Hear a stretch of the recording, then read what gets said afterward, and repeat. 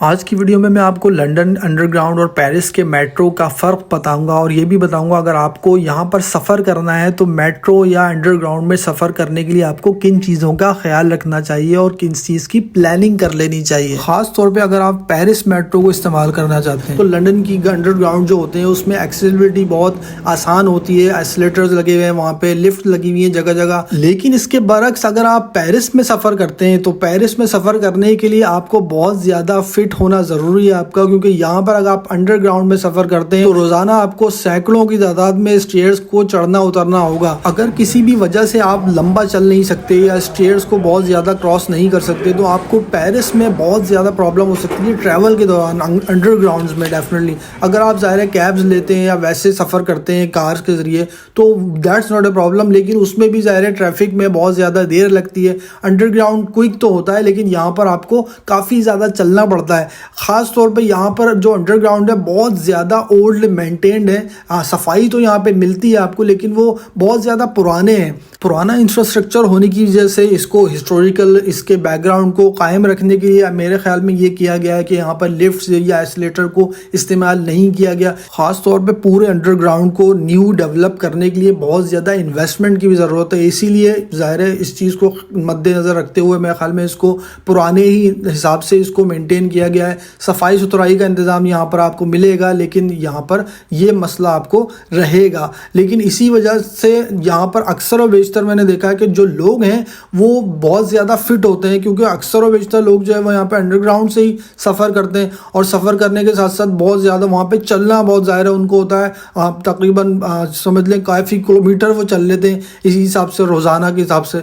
तो काफ़ी ज़्यादा लोग यहाँ पर आपको स्लिम स्मार्ट नज़र आएंगे और एक्टिव नज़र आएंगे। आपको काफ़ी लोग जहाँ पे चलते फिरते नजर आएंगे। ये मैं किसी एक अंडरग्राउंड की बात नहीं कर रहा हूँ, मैं बहुत ज़्यादा अंडरग्राउंड में जा चुका हूँ, क्योंकि पहले भी मैं तकरीबन 5 साल पेरिस में रह चुका हूँ। मेरा एक्सपीरियंस ही यही है यहाँ का कि बहुत ज़्यादा आपको यहाँ पे चलना पड़ता है स्ट्रेयर्स से खासतौर पे। तो देखें यहाँ पर अब भी आप किसी भी अंडरग्राउंड में जाएंगे तो आपको यही आपको एक्सपीरियंस करना पड़ेगा। तो ज़ाहिर है अंडरग्राउंड में जब आप सफ़र करते हैं तो वो सिर्फ ये नहीं होता कि आपने बस एक स्टेशन में गए और दूसरे में आप जाके उतर गए, ऐसा नहीं होता। अंडरग्राउंड या मेट्रो जो होते हैं उसमें सफ़र करने के लिए आपने पूरे उसके नेटवर्क को समझना होता है। खासतौर पे अगर आप एक डेस्टिनेशन से दूसरी डेस्टिनेशन तक जा रहे हैं तो बीच में आपने ट्रेनों को चेंज करना होता है, इसी तरह से जो है प्लेटफॉर्म को चेंज करना होता है, लोकेशन को फाइंड करना होता है। तो इसमें काफ़ी ज़्यादा जो है वो आपको इसमें आगे पीछे ज़ाहिर है मूवमेंट बहुत ज़्यादा होती है और प्लेटफॉर्म चेंज करने की वजह से आपको ये प्रॉब्लम्स भी फेस होती हैं, क्योंकि ज़ाहिर है एक स्टेशन पर जाते हैं फिर वहाँ पर चेंज करते हैं,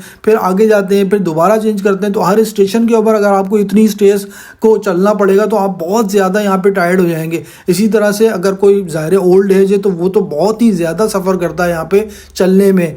तो ख़ास तौर पे जो यंग लोग हैं वो तो ज़ाहिर इजीली मैनेज कर लेते हैं, लेकिन जो है वो ज़ाहिर ओल्ड है उनके लिए प्रॉब्लम हो सकती है यहाँ पे। तो यही मेरा मशवरा है, आप जब जाएँ तो इन चीज़ों को इसको ख़ास तौर पर इस चीज़ का ख्याल रखें, एडिशनल टाइम दें अपने आप को, और इसी तरह से जो भी लोकेशंस आप फाइंड करें जहाँ पे जाने के लिए आप ट्रैवल करना चाहते हैं तो ख़ास तौर पे ये चीज़ देख लें कि वहाँ पे एक्सेसिबिलिटी है या वहाँ पर आपने बहुत ज़्यादा चेंजिंग नहीं करनी। ज़ाहिर है आप अगर एक स्टेशन से दूसरे स्टेशन पे जाएंगे तो आपको आसानी होगी बहुत ज़्यादा, लेकिन आपको मल्टीपल स्टेशन में जाना होगा तो ज़ाहिर है मल्टीपल टाइम आपको चेंज करना होगा, फिर दोबारा आपने आगे जाना होगा, फिर दोबारा ज़ाहिर है सीढ़ियाँ चढ़नी होगी।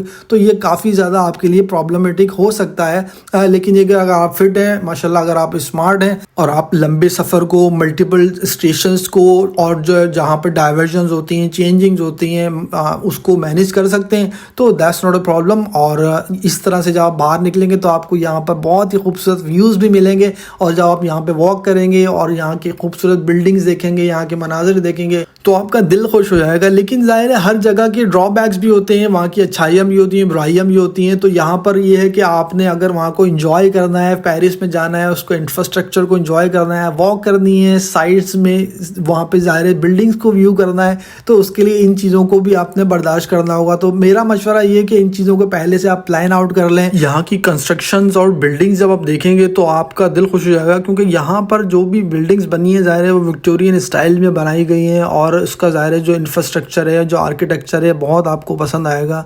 और हर दरवाजे में, हर घर में कोई ना कोई काम किया हुआ है इस तरह का कि आपको वहाँ पर देख के डिटेलिंग नज़र आ जाएगी। खास तौर पर मैं पेरिस की बात कर रहा हूँ, यहाँ पे तकरीबन सारी बिल्डिंग एक ही हाइट की हैं और और एक ही तरह की नज़र आती हैं। कलर कॉम्बिनेशन भी एक ही है, यहाँ पे बहुत ज़्यादा रंग बिरंगी बिल्डिंगें आपको नज़र नहीं आएंगी, एक ही कलर की यहाँ पे तकरीबन आपको बिल्डिंग्स नज़र आएंगी। इसी तरह से जब आप पेरिस की स्ट्रीट्स के ऊपर वॉक करेंगे तो आपको इस तरह के छोटे छोटे से रेस्टोरेंट्स आपको नज़र आएंगे। और यहाँ पर यहाँ का कल्चर ही यही कि ये लोग शाम में यहाँ पर लोग निकल के बैठ के खाना खाते हैं। इसी तरह से इवन यहाँ पर ऑफिस में भी लोग प्रॉपर ब्रेक करते हैं, ब्रेक के बाद बाहर जाते हैं और बाहर बैठ के गैदरिंग करके खाना खाते हैं। ये अकेले खाना खाने को पसंद नहीं करते, यहाँ पे ग्रुप की शक्ल में ही यहाँ पे बैठते हैं लोग और यहाँ खाना खाते हैं और अपने टाइम को एंजॉय करते हैं। तो फाइनली पूरा सफ़र करने के बाद, सारा अंडरग्राउंड को ऑब्जर्व करने के बाद, इसी तरह से जो भी प्लेन का सफ़र था हमारा वो करने के बाद पेरिस के ऊपर हम यहाँ पहुँच चुके हैं। यहाँ पे अपने होटल की तरफ अभी मैं जा रहा हूँ। तो होटल ज़ाहिर है बहुत ज़्यादा मेट्रो से दूर नहीं था, यहाँ पर हमने ज़ाहिर है मेट्रो इसी तरह से हमने जो यहाँ का अंडरग्राउंड था उसी को पहले इसको रिसर्च कर लिया था, जो भी होटल लिया था कि ज़ाहिर है मेट्रो से बहुत ज़्यादा दूर ना हो ताकि हमें इतना ज़्यादा चलना ना पड़े और एक्सेसिबल भी हो, ज़्यादा बिल्कुल टाउन सेंटर के करीब ही है।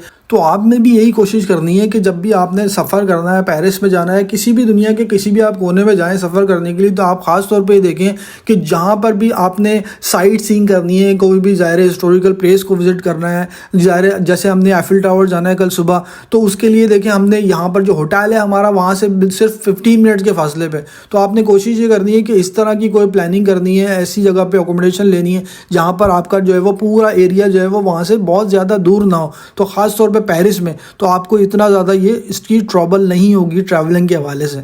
चलें मिलेंगे नेक्स्ट वीडियो में। अब मैं होटल पहुंचूंगा तो आपको बाद में इसके बारे में बताऊंगा कि होटल कहाँ है, होटल की लोकेशन क्या है और किस तरह का होटल है। अगर आपने अभी तक मेरे चैनल को सब्सक्राइब नहीं किया तो चैनल को ज़रूर सब्सक्राइब कर लें। You can also follow me TikTok, Instagram and Facebook. See you in the next video. जब तक के लिए अस्सलाम वालेकुम, अल्लाह हाफिज़।